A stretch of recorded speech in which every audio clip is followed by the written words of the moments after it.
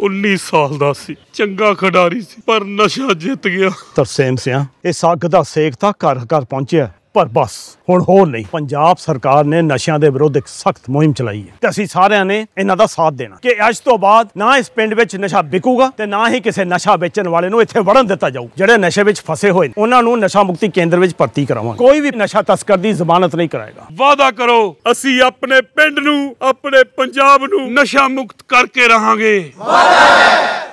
मैं धनखड़ जी को बहुत हाई रिगार्ड में नहीं रखता हूँ।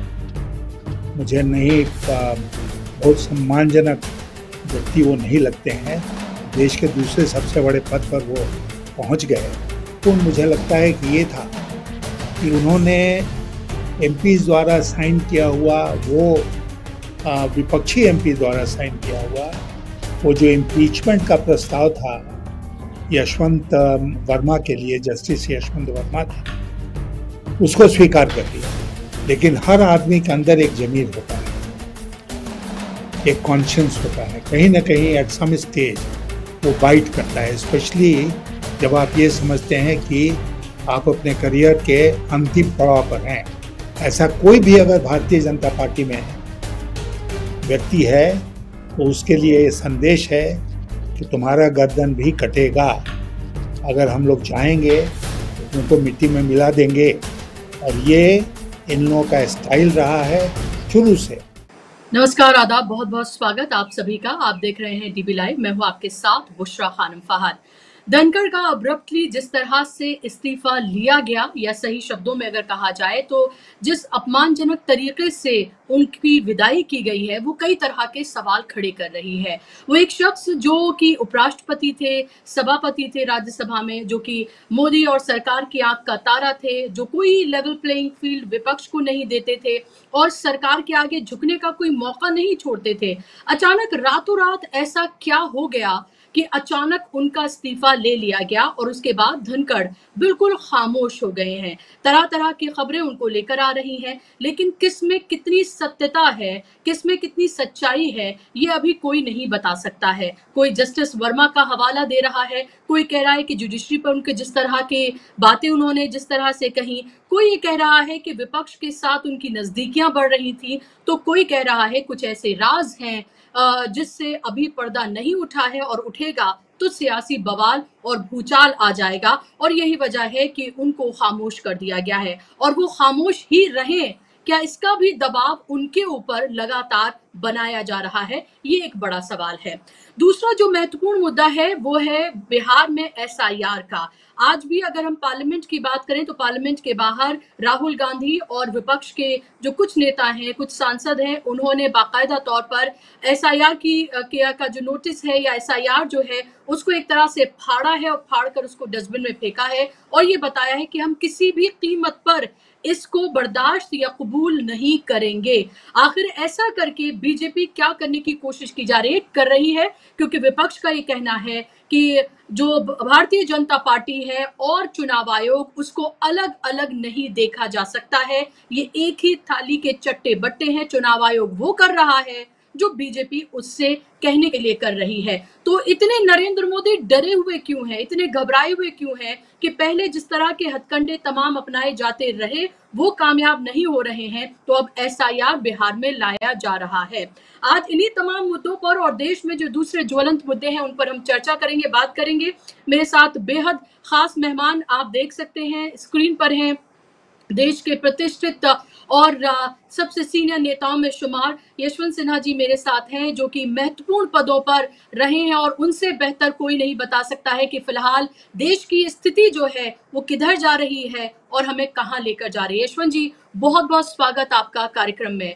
और मेरा आपसे पहला सवाल मैं आपको धनखड़ जी को लेकर ही करना चाहूंगी यशवंत जी, कि धनखड़ जी को अचानक जो हटाया गया है, उनकी अगले दिन की मीटिंग भी शेड्यूल थी। उन्होंने विपक्ष के नेताओं से कहा कि हम कल तो मिल ही रहे हैं, फिर अचानक ऐसा क्या हुआ कि उनका इस्तीफा ले लिया गया और इस तरह से लिया गया है, ना उनका कोई विदाई समारोह होगा, ना कोई उनकी स्पीच होगी। और जो नरेंद्र मोदी ने भी जिस तरह से ट्वीट किया, वो ट्वीट भी ऐसा था कि इससे बेहतर नहीं करते तो शायद सही रहता।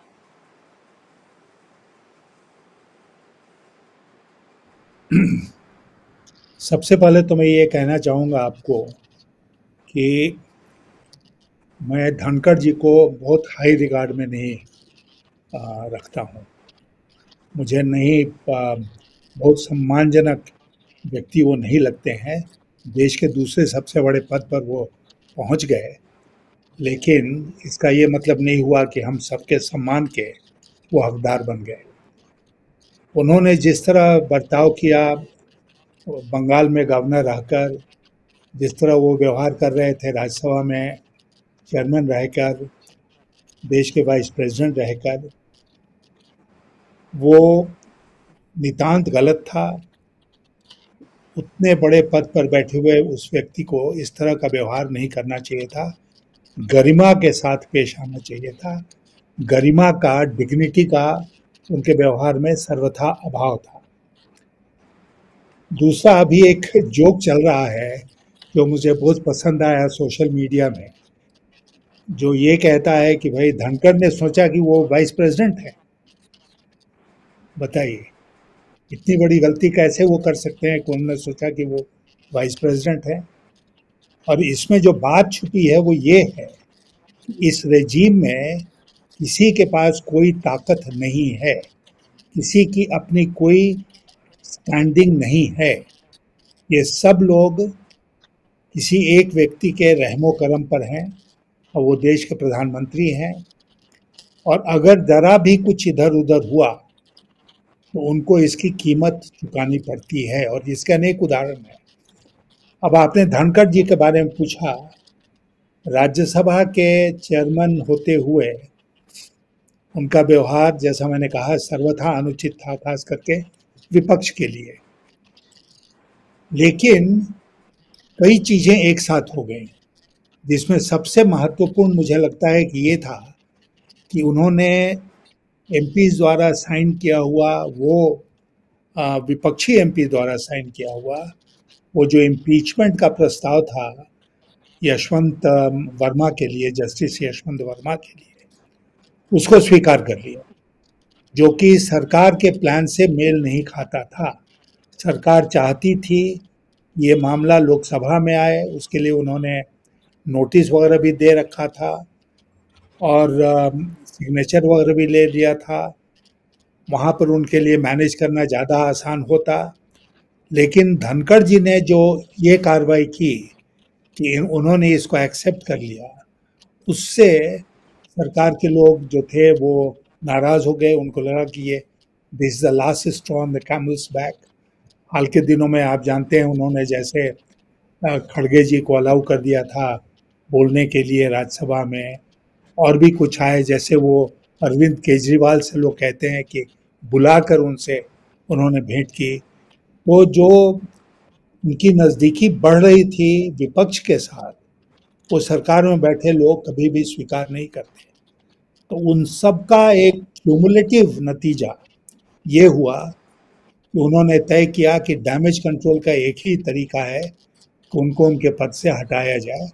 उनको कहा गया इस्तीफ़ा दो, उनके पास कोई विकल्प नहीं था, नहीं तो वो इम्पीच किए जाते, और इसलिए उन्होंने इस्तीफ़ा दिया। अचानक दिया, देश को बहुत आश्चर्य हुआ, लेकिन ये बिल्डअप हो रहा था।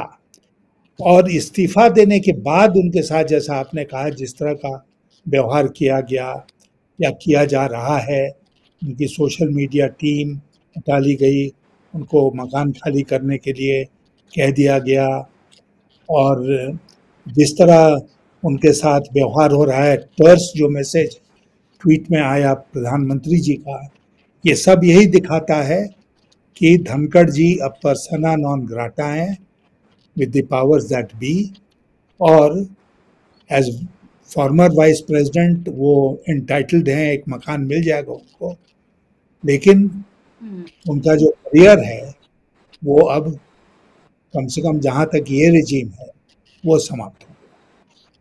जी यशवंत जी, लेकिन ये थोड़ा समझना मुश्किल ज़रूर है कि एक शख्स जो कि पार्लियामेंट में जिस तरह का, राज्यसभा में जिस तरह का उनका बर्ताव था, या वो अलग अलग मंचों पे जब जाया करते थे तब जिस तरह का उनका बर्ताव था, नरेंद्र मोदी को वो किन किन बड़ी शख्सियतों से कंपेयर किया करते थे, और बिल्कुल कोई लेवल प्लेइंग फील्ड नहीं देते थे। राज्यसभा में रादर लेक्चरिंग करते हुए वो नजर आते थे और एक दूसरे सबसे महत्वपूर्ण यानी कि राष्ट्रपति के बाद उनका पद, इतने महत्वपूर्ण पद पर वो थे, लेकिन कभी भी हमने नहीं देखा कि वो सीधी कमर कभी खड़े हुए हों प्रधानमंत्री या अमित शाह के सामने। आखिर अचानक से वो इतना अंदर से उनका क्या ईमान जागा या क्या इस तरह से हुआ उनके साथ कि उनको ये पता था कि ये बात पसंद नहीं आएगी, फिर भी उन्होंने वो नोटिस एक्सेप्ट किया और अचानक से उन्होंने एक्सेप्ट किया। और फिर उसके बाद जिस तरह का उनका रवैया रहा, चाहे मल्लिकार्जुन खड़गे को के साथ उनको लेवल प्लेइंग फील्ड दे देना या फिर संजय सिंह से या केजरीवाल से उनकी मुलाकात होना या दूसरी चीजें होना, क्या जस्टिस वर्मा को लेकर वो इतने वाकई में इतने ज्यादा ईमानदारी वो दिखा रहे थे? क्या वाकई में कोई पर्सनल चीज थी जो उनको हिट कर रही थी या उनके अंदर का कुछ ऐसा इंसान जो है वो जागा? ये थोड़ा समझना मुश्किल हो रहा है अगर इन डॉट्स को हम तमाम जोड़ते हैं तो। देखिए, अंग्रेजी में कहावत है ना कि इवन ए वर्म टर्न्स, एक कीड़ा भी कभी कभी आक्रामक हो जाता है। तो हम उनको कीड़ा समझते रहे, ही वॉज ए वर्म, जो आदेश दिया जाता था उसका पालन करते थे। लेकिन हर आदमी के अंदर एक ज़मीर होता है, एक कॉन्शियंस होता है, कहीं ना कहीं एट सम स्टेज वो बाइट करता है, स्पेशली जब आप ये समझते हैं कि आप अपने करियर के अंतिम पड़ाव पर हैं। क्योंकि वो वाइस प्रेसिडेंट थे, प्रेसिडेंट बनने की कोई गुंजाइश नज़र नहीं आ रही थी, दोबारा वाइस प्रेसिडेंट बनते कि नहीं इसका कोई एश्योरेंस नहीं था। तो एक तरह से देखा जाए तो उनका जो भी करियर रहा, he was at the pinnacle of his career.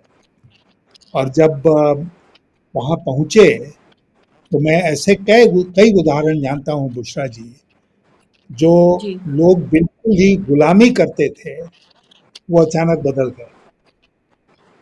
उनको अल्टीमेटली उनका कॉन्शियंस जागा और वो बदल गए। मैं ये नहीं कहूँगा कि धनखड़ बिल्कुल बदल गए, थोड़ा बदले, थोड़ा अकोमोडेट करना शुरू किया उन्होंने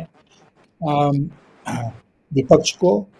लेकिन जिस तरह की गुलामी का परफॉर्मेंस उन्होंने पहले करके दिखाया था, चाहे वो गवर्नरशिप हो वेस्ट बंगाल का, चाहे चेयरमैनशिप हो राज्यसभा का, तो उसमें उनको लगा होगा कि भाई वो गुलामी कर ली, अब थोड़ा at the end of my days, my career, हम थोड़ा इंडिपेंडेंट बनते हैं। ये उनकी सबसे बड़ी गलती थी।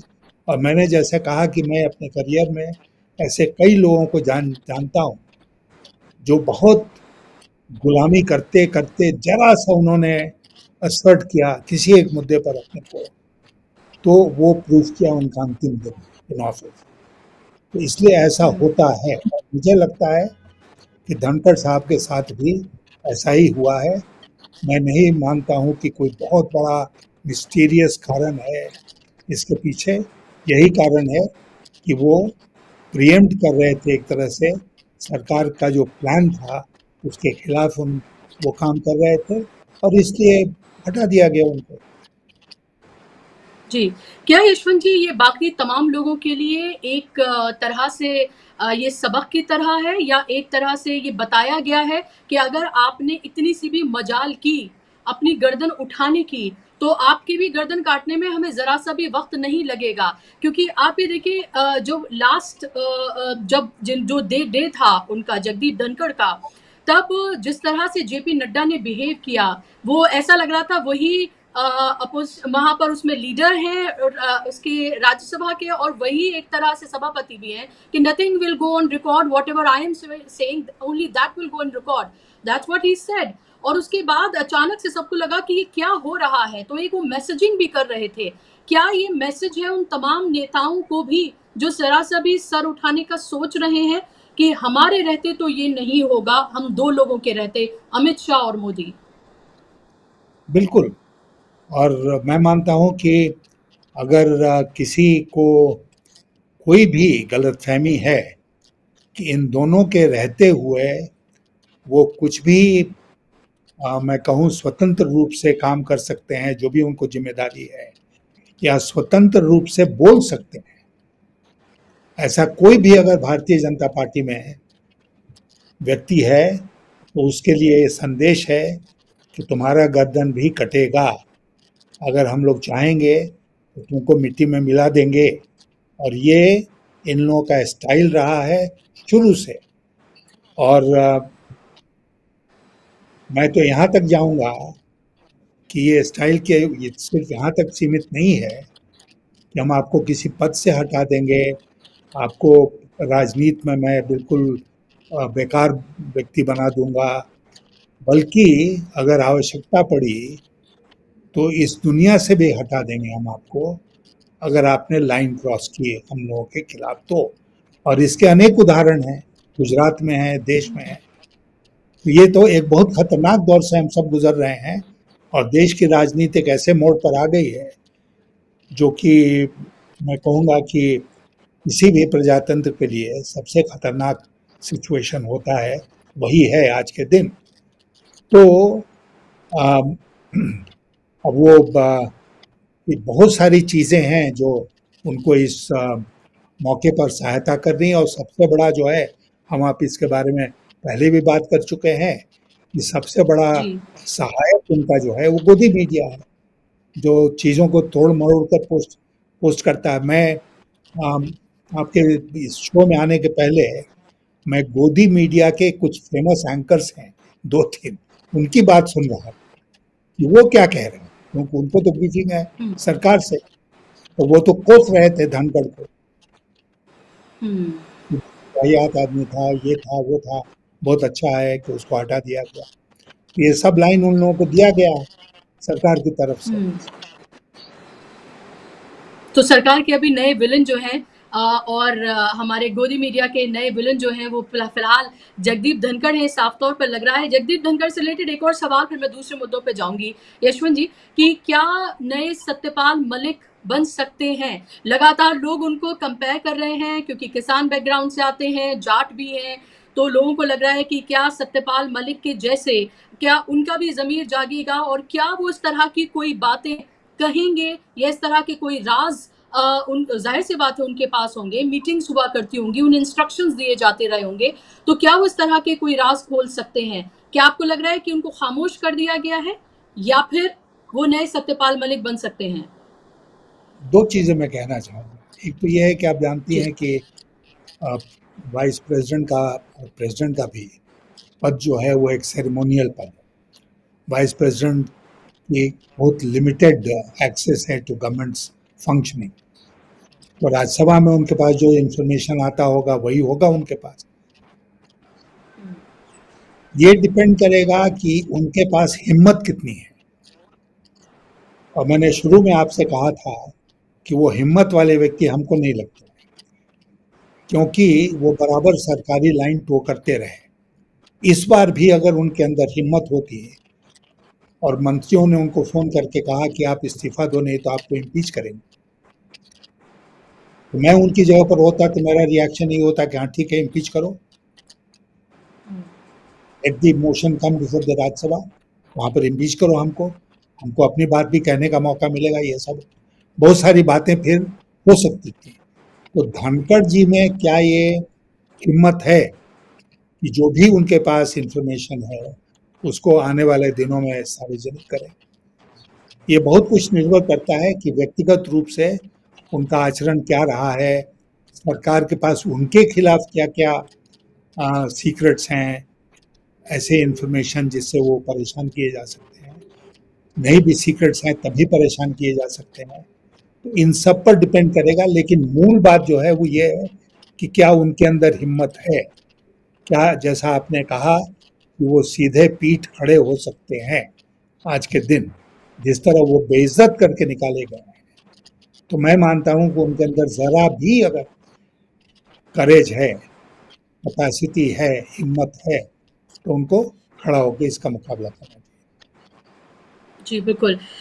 दूसरी एक और महत्वपूर्ण बात जिसकी चर्चाएं लगातार हो रही हैं यशवंत जी, जब से मोहन भागवत ने 75 साल वाला जो बयान दिया है, अपना एग्जाम्पल भी रखा, लेकिन कहीं ना कहीं उन्होंने जो बातें कही हैं वो अपने तक उनकी लिमिटेड नहीं है। जाहिर सी बात है कि किसके लिए कही जा रही हैं ये किससे छिपा नहीं है। सितंबर में मोदी जी 75 साल के होने जा रहे हैं। मार्गदर्शक मंडल में उन्होंने कितने लोगों को भेजा था 75 साल का हवाला देकर, आपसे बेहतर ये कौन जानता है। और मेरा सवाल ये है कि क्या ये नियम उनके ऊपर खुद लागू होगा? क्या किसी तरह की हीट विद इन आरएसएस या पार्टी मोदी जी महसूस कर रहे हैं और इसीलिए बिहार में इतना बड़ा खेल हो रहा है? ये उनके लिए लास्ट चांस है कि वो अपने आप को ये दिखा सके कि ही इज स्टिल पॉपुलर, और देखिए बिहार का चुनाव हमने जीत लिया, चाहे बाय हुक बाय क्रुक।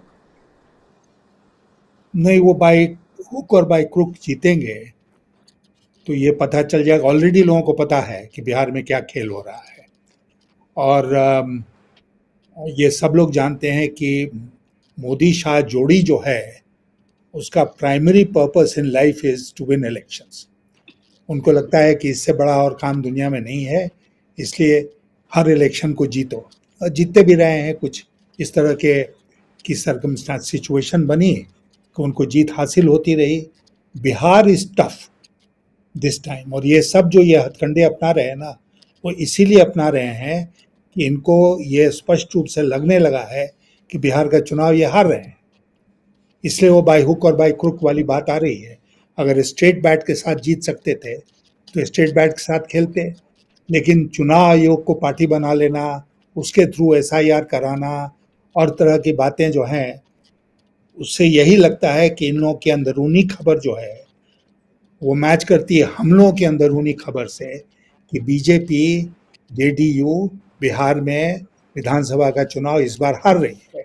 और वो चुनाव जब हारेगी तो उसके बाद वो 75 वाला जो है, 75 वर्षों वाला जो आपने सवाल उठाया, वो बिल्कुल मोदी कमजोर हो जाएंगे तो उन पर लागू किया जाएगा। और मैं तो यहाँ तक आगे बढ़ के कहूँगा आपसे कि मोदी के लिए बेस्ट अपॉर्चुनिटी है कि बीजेपी की सरकार के अभी 3.5 साल, अच्छे 3.5 साल बाकी हैं, और मोदी को इस समय रिटायरमेंट ले लेना चाहिए, क्योंकि कोई और रेजिम आ गया और उसमें वो अपदस्थ होते हैं, प्रधानमंत्री का पद से हटते हैं, तो वो फिर बहुत मुसीबत में पड़ेंगे। बहुत, मैंने जिसकी आज कल्पना भी हम लोग शायद नहीं कर सकते हैं, उस प्रकार की मुसीबत में मोदी शाह फंसेंगे। इसलिए उनके लिए बेस्ट क्या है, कभी छोड़ दो, 3 साल तुमको कोई तंग नहीं करेगा, अपना रेजीम है, और उसके बाद फिर बात पुरानी हो जाएगी। जी। लेकिन सवाल यही है कि उनकी जगह फिर कौन? ये भी जाहिर सी बात है कि आरएसएस इस पर भी चिंतन मंथन कर रहा होगा। 75 साल के अगर मोदी जी हो गए हैं तो सेकंड लाइन लीडर क्या इन्हीं दोनों का नंबर होगा कि मोदी के बाद शाह, या फिर कुछ और नाम हैं जिनको आप देख रहे हैं कि वो भी इस लिस्ट में हैं जिनको कंसीडर किया जा रहा है? क्योंकि हमेशा ये देखा जाता है कि शायद अभी मोदी को लेकर जिस तरह के लोगों की बातें हैं, कुछ लोग चाहते हैं कि योगी आदित्यनाथ हो। अभी योगी आदित्यनाथ की नरेंद्र मोदी और अमित शाह दोनों से भी उनकी मुलाकात हुई थी, दिल्ली वो आए थे। तो क्या इस तरफ अभी कुछ जाता हुआ आप देख रहे हैं, या फिर आपको लगता है कि यहाँ तो प्लानिंग योगी आदित्यनाथ को भी हटाने की हो रही है और अमित शाह उनको पसंद नहीं करते? देखिए, मैं इतना तो नहीं कह सकता हूँ कि कौन बनेगा, लेकिन इतना जरूर कह सकता हूँ कि कौन नहीं बनेगा। अमित शाह तो किसी हालत में नहीं बनेंगे, और योगी के लिए भी बहुत मुश्किल है बनना, क्योंकि योगी ने यूपी में चला लिया अपना शासन, देश में उनके द्वारा शासन चलाना बहुत मुश्किल होगा। तो इसलिए न शाह बनेंगे न योगी बनेंगे, किसी ऐसे व्यक्ति को वो आरएसएस और बीजेपी को मिलकर चुनना पड़ेगा जो देश को साथ लेके चल सकता है, जो विपक्ष को साथ लेके चल सकता है। और अगर उन्होंने गलत चॉइस किया तो फिर बहुत उससे परेशानी बढ़ेगी। इसलिए मुझे लगता है कि ये दोनों तो आउट होंगे, ना योगी बनेंगे ना अमित शाह बनेंगे। ओके। इम्पोर्टेंट बात आपने कही है, खासतौर पे अमित शाह के हवाले से, क्योंकि लोगों को तो यही लगता है कि अगर नरेंद्र मोदी के बाद अगर कोई है, और क्योंकि आपस में मिलकर ये लोग काम करते हैं, इनकी जोड़ी मशहूर है, तो ये अमित शाह ही होंगे। मैं आप एसआईआर पे आना चाहती हूँ यशवंत जी, और एसआईआर पे मेरा सवाल ये है कि कितना खतरनाक आप इस खेल को मानते हैं, क्योंकि सुप्रीम कोर्ट में ये मामला है, 28 तारीख को सुनवाई होनी है। उससे पहले जो एफिडेविट दिया गया है, जो सजेशंस दिए गए थे, उसे मानने से इनकार कर दिया चुनाव आयोग ने। अब तक लगभग 71 लाख वोटर्स ऐसे बता दिए हैं जिनको कहा है या तो वो डिसीज्ड हैं या पते पर नहीं पाए गए, यानी कि 71 लाख वोटर्स को उन्होंने हटा दिया, एक तरह से ये कहा जा रहा है। और अगर 28 तारीख को सुप्रीम कोर्ट अंतरिम रोक अगर नहीं लगाता है, तो फिर आप क्या ऑप्शन देखते हैं और कितना खतरनाक इसे देखते हैं अगर ये एसआईआर होता रहा और इसी के बीच अगर चुनाव हुए? क्योंकि कल तेजस्वी यादव ने कहा है कि अगर ऐसा ही है तो फिर हमारा चुनाव में जाने का मतलब क्या है, हमें और महागठबंधन को बहिष्कार कर देना चाहिए। फिर मैं मानता हूं कि अगर एसआईआर पर सुप्रीम कोर्ट का रोक नहीं लगा तो देश में प्रजातंत्र ऑलमोस्ट समाप्त हो जाएगा। अभी भी मैं मानता हूं कि प्रजातंत्र जो है, डेमोक्रेसी का सोल, ये नहीं है कि आप चुनाव जीत के मेजॉरिटी में आ गए। डेमोक्रेसी का सोल, उसकी आत्मा इसमें बसती है कि आप कंसेंसस के आधार पर आगे बढ़ते हैं, अधिक से अधिक लोगों को साथ रखकर चलते हैं पार्लियामेंट में, असेंबलीज में, देश में। तो कंसेंसस नाम की चीज हम देख रहे हैं पिछले 11 वर्षों में देश में नहीं रही, मेजॉरिटेरियनिज्म रहा। और अगर एसआईआर के माध्यम से वोटर्स को जानबूझ के हटा दिया जाता है इलेक्टोरल रोल से और उस आधार पर चुनाव जीता जाता है, तो जाहिर है कि फिर देश में प्रजातंत्र नहीं बचेगा। मैं बहुत गंभीरता के साथ इस बात को कह रहा हूँ आपके शो पर कि एसआईआर जो बिहार में कराया जा रहा है वो सर्वथा गलत है। और जो लोग भी बिहार से तनिक भी ताल्लुक रखते हैं, वहाँ के हालात को जानते हैं, वो इस बात को जानते हैं कि इस समय बिहार की नदियों के क्या हालात हैं, लोगों के क्या हालात हैं, किस तरह बारिश हो रही है या नहीं हो रही है। हर परिस्थिति में लोग परेशानी में हैं और ये सब जिम्मेदारी का काम ये इलेक्शन कमीशन का, मैं मानता हूं कि कतई ये जिम्मेदारी नहीं को तय करे कि हम और आप इस देश के नागरिक हैं कि नहीं है। अगर मुझसे कोई आके पूछे आज के दिन क्या प्रूव करो कि आप इंडिया के नागरिक हैं, तो मैं नहीं प्रूव कर सकता। मेरे पास भी वही आधार कार्ड है और ये सब है। हमारे स्कूल कॉलेज के सर्टिफिकेट खत्म हो गए, पता नहीं कहाँ गुम हो गए, तो आधार कार्ड है। ये दूसरी बात है कि मेरे पास पासपोर्ट भी है, लेकिन अधिकांश लोगों के पास तो पासपोर्ट नहीं है, तो कैसे प्रूव करेंगे? और ये काम नहीं है इलेक्शन कमीशन का कि वो तय करें कि कौन इस देश का नागरिक है या नागरिक नहीं है।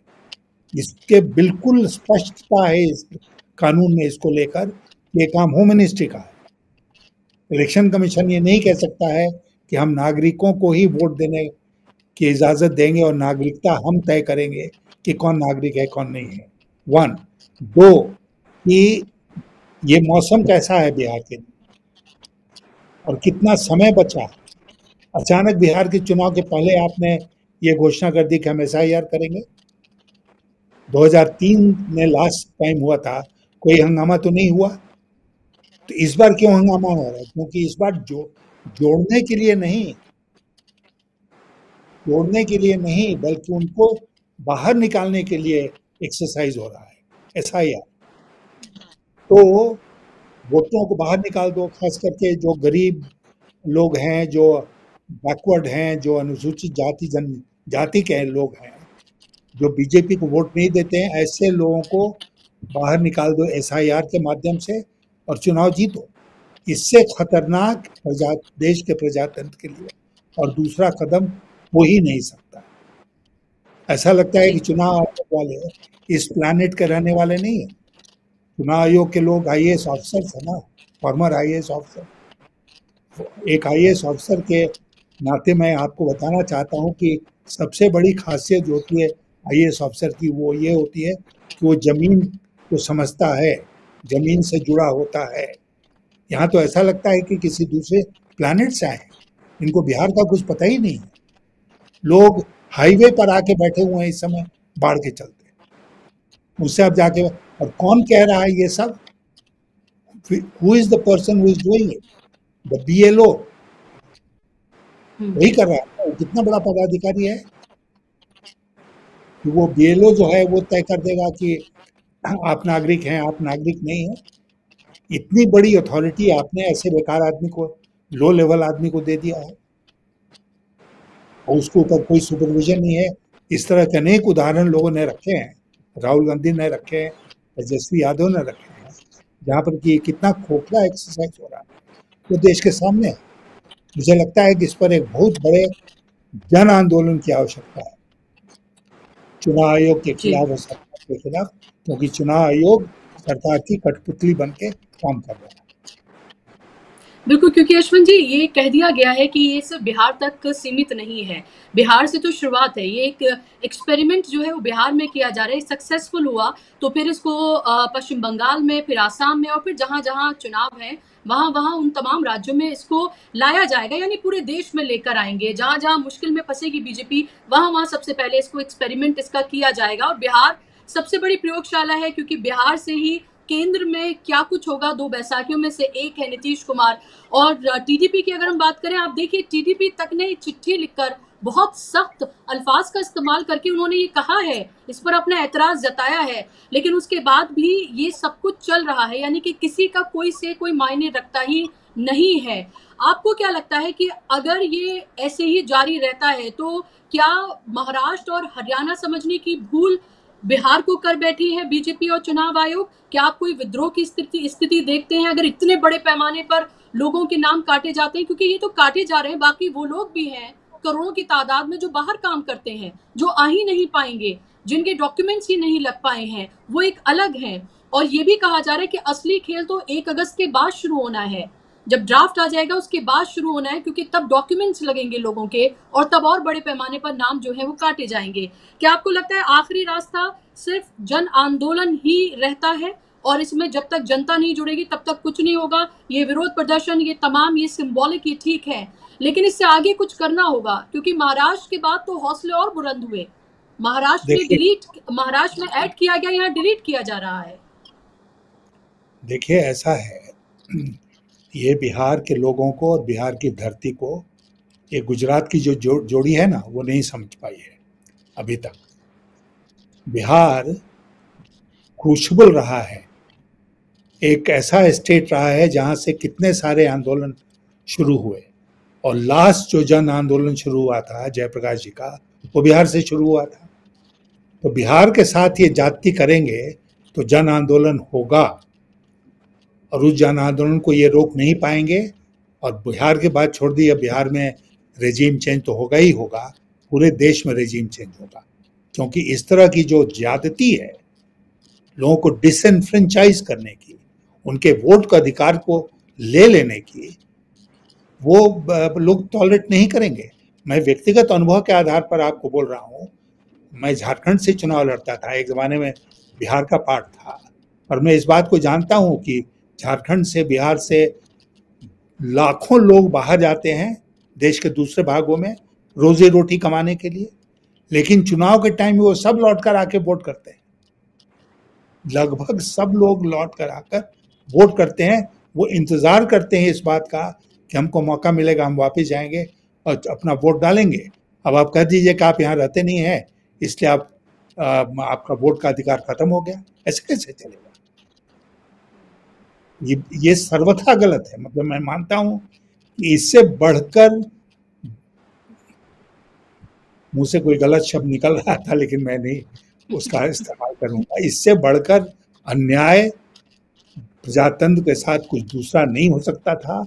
मैं आशा करता हूं और आपके माध्यम से बिहार की जनता को ये संदेश देना चाहता हूं कि आपके लिए जन आंदोलन ही एक रास्ता है। अभी चुनाव की घोषणा नहीं हुई है, चुनाव में वक्त है, ये SIR का प्रोसेस चल रहा है। जन आंदोलन कीजिए, सड़कों पर उतरिए। असेंबली में और पार्लियामेंट में कुछ बातें कह देने से और प्रेस कॉन्फ्रेंस में और ट्विटर में इससे काम नहीं चलने वाला है। सड़कों पर उतरिए, लाठी गोली खाइए, लेकिन इसका विरोध कीजिए।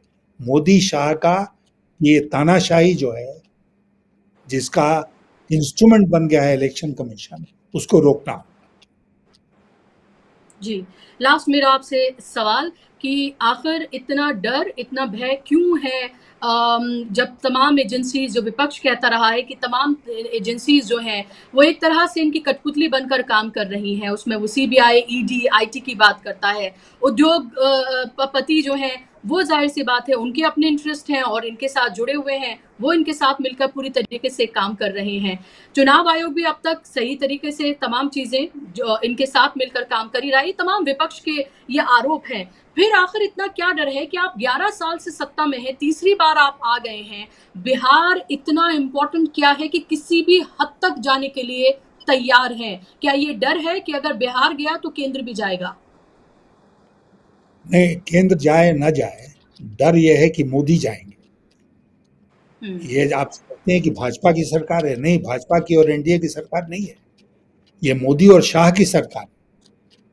और जैसा मैं आपसे कुछ देर पहले कह रहा था कि मोदी अगर जाएंगे तो एनडीए की मेजॉरिटी रहेगी लोकसभा में, तो कोई दूसरा प्रधानमंत्री बनेगा। मोदी को और शाह को बचाने का यह सारा खेल है, ये बीजेपी को भी बचाने का और एनडीए को भी बचाने का खेल नहीं है, ये केवल और केवल मोदी और शाह को बचाने का खेल है। और ये दोनों जो हैं, इनका गुजरात का रिकॉर्ड है कि किसी हद तक जा सकते हैं सत्ता हासिल करने के लिए और सत्ता में बने रहने के लिए। और इस बार उन्होंने टक्कर लिया है बिहार से, और एक बिहारी होने के नाते मैं उनको ये सावधान करना चाहता हूँ, ये उनको बहुत महंगा पड़ेगा, ये सौदा इस बार बहुत महंगा पड़ेगा। जी, आपने लास्ट में बिल्कुल एक तरह से समेट दिया तमाम चीज़ों को कि उनको बहुत महंगा पड़ेगा, और ये दरअसल अपनी गद्दी, अपना राज बचाने के लिए दोनों लोगों का ये पूरा खेल है। और जाहिर-सी बात है, यही बात राहुल गांधी और तमाम लोग भी कहते हुए नज़र आ रहे हैं। इम्पोर्टेंट होगा अब ये देखना 28 तारीख, और उसके बाद बिहार की जनता कैसे इनको जवाब देती है। बहुत-बहुत शुक्रिया यशवंत जी आपका, आपने कीमती समय दिया और मेरे साथ आप जुड़े, बहुत-बहुत शुक्रिया आपका। शुक्रिया आप तमाम दर्शकों का भी। नमस्कार।